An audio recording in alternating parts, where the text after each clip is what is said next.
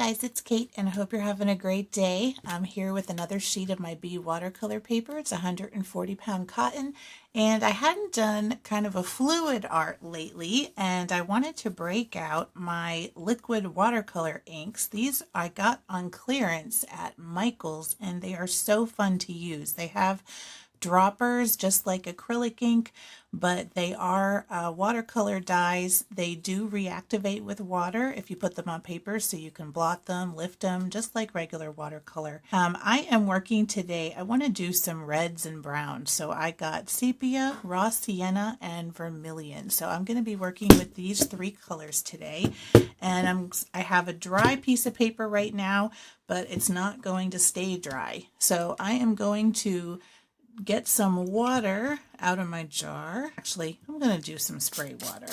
And I'm going to use my paintbrush just to spread this out onto my paper, get a nice even coat, get into the paper itself, and let it kind of soak in a bit. And just go easy over it. I don't want any puddles or huge sopping areas of water, but I definitely want even coat so that this watercolor ink can spread out and blend together nicely. Now I've worked with this sepia. This is really dark and it spreads a ton. So I'm going to use or try to use that more sparingly. But first I'm going to start with the raw sienna, which I think I would like to kind of be the star of the show here. This is also kind of dark, and I might actually, I don't know if I'll grab a yellow, but let's just see how this goes. I'm just going to give it a couple of little sprays with my spritzer, and then I'm going to let gravity work for me, and I'm going to start tilting this so that the paint can flow. And this is going to be a very slow flow, and I can help it around with my brush if I want to, just like this. And that's going to help it move, but if you have a lot more liquid on your paper, it will just really go all over the page. So I'm going to do my brush and kind of move around this first layer. And you can see where it kind of soaks in, but it does a lot of movement outside of its bounds, like when you're working wet and wet, which is what I want here. But I can kind of move my brush in it and just sort of get it to spread around the page a bit. And you can see it really starts to soften up. Now where I had my dropper come in contact with the page, it leaves these kind of fun marks sometimes because it's almost like leaving a little groove in the paper that the paint can soak into. So I am going to leave that as is, and I'm going to go into the sepia here, and I'm going to try to make a bit of a focal point.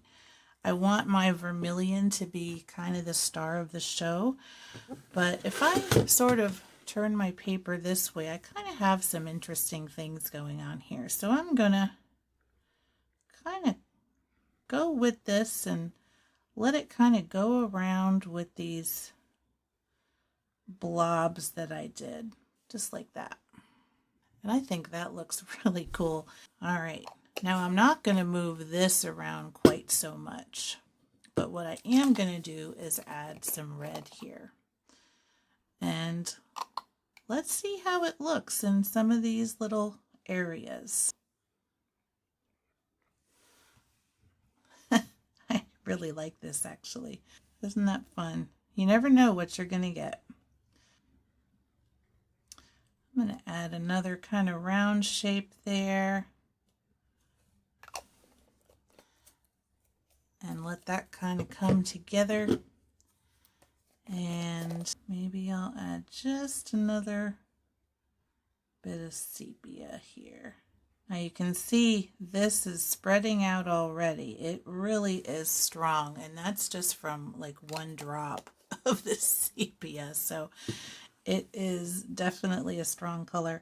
I might even see if I can lift a little bit of it so it doesn't spread quite so much on the paper. So I've got a very heavily blotted brush, and that will halt some of that movement. Now, if you want to, you can also grab a small brush. So I can grab like a small round here, and I can dip it into my paint. So I'm just going to try to hold this on camera a little bit. And I have just a little bit on my brush, I think. And I can try to just add a little bit more back where that was.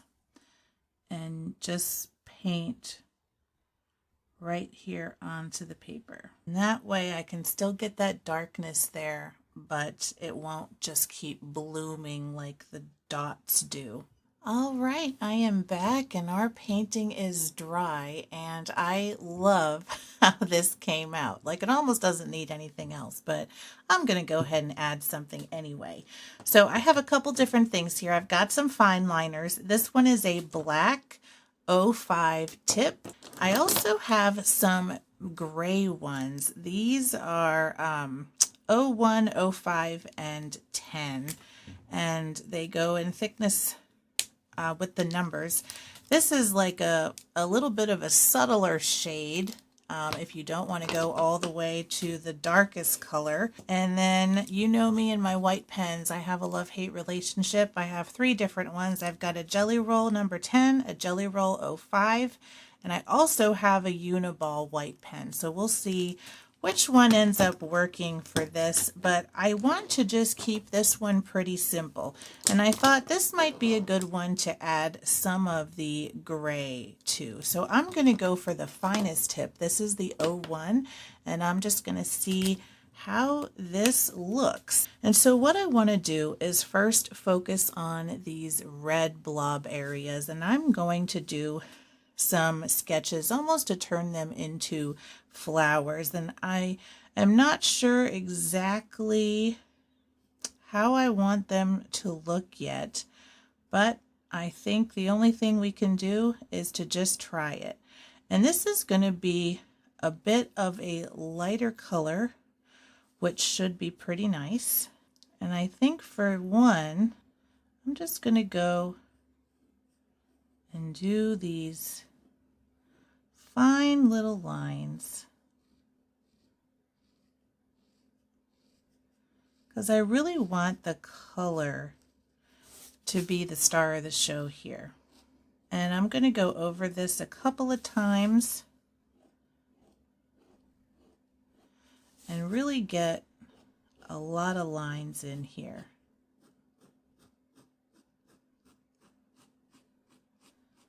Wanted to get a start, and it's almost going to act like shading a bit in the middle because I have so many lines going around the outside here. And I'm going to do a couple of extra marks toward the center here. And I think that looks really cool. I'm actually going to zoom in a little bit more